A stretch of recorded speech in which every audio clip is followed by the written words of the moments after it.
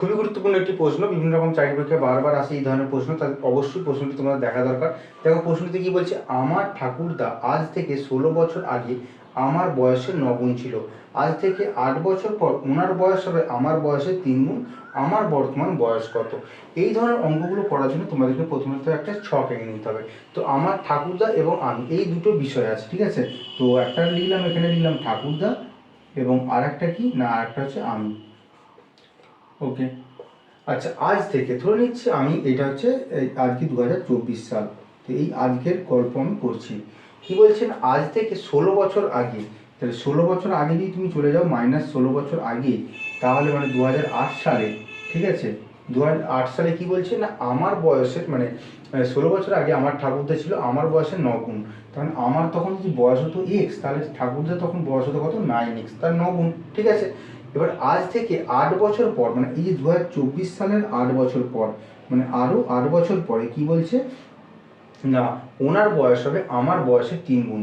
তার মানে এই যে এনার যে বয়সটা হবে সেটা হচ্ছে আমার বয়স যত হবে, ঠাকুরদার যে বয়সটা সেটা হচ্ছে 3 গুণিত আমার বয়স, ঠিক আছে, আমার বয়সের 3 গুণ, ঠিক আছে। তো আমরা কী করবো, এই যে এই ডিস্টেন্সটা, এই 16 বছর আগে এবং 16 বছর 8 বছর পরে, তার মানে কত, মোট ডিস্টেন্সটা কত হচ্ছে দেখো, মোট হচ্ছে 16 8 24 বছরের গ্যাপ, ঠিক আছে।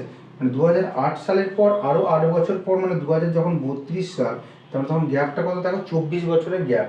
এই 24 বছরে কি বলতো, এই 24 বছরে তখন ঠাকুরদার বয়সটা কত হয়ে যাবে না, 9x প্লাস আরও 24 বছর বেড়ে যাবে, এবং আমার বয়সটা কত হয়ে যাবে, x ছিল, আরও হচ্ছে 24 বছর বেড়ে যাবে, ঠিক আছে। তাহলে তোমাকে এবার এই হিসাবটা করতে হবে। তাহলে আমরা এখান থেকে কত পাচ্ছি না, 9x প্লাস 24 সমান আমরা পাচ্ছি 3x প্লাস 3 24 72।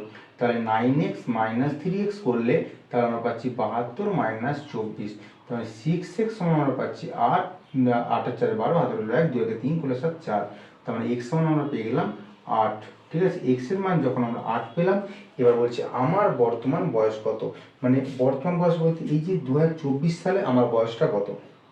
তো তাহলে দেখো, এই যে আমাদের এই যে এক্স এর মান যখন আমরা 8 পেলাম, মানে 2008 সালে, মানে আজ থেকে 16 বছর আগে কি বলতো, আমার বয়স হচ্ছে ছিল কত বছর, 8 বছর, এবং এই ঠাকুরদার বয়স ছিল কত না, ঠাকুরদার বয়স ছিল কিন্তু কত না, 8 9 72 বছর, ঠিক আছে। এবার জানতে চাইছে যে আমার বর্তমান বয়স, মানে 8 বছরের পর আরও হচ্ছে 16 বছর চলে আসবো, তো আরও যখন 16 বছর যখন চলে আসবো তখন কত হয়ে যাবে, 16 এবং 8 মোট হচ্ছে 24 বছর।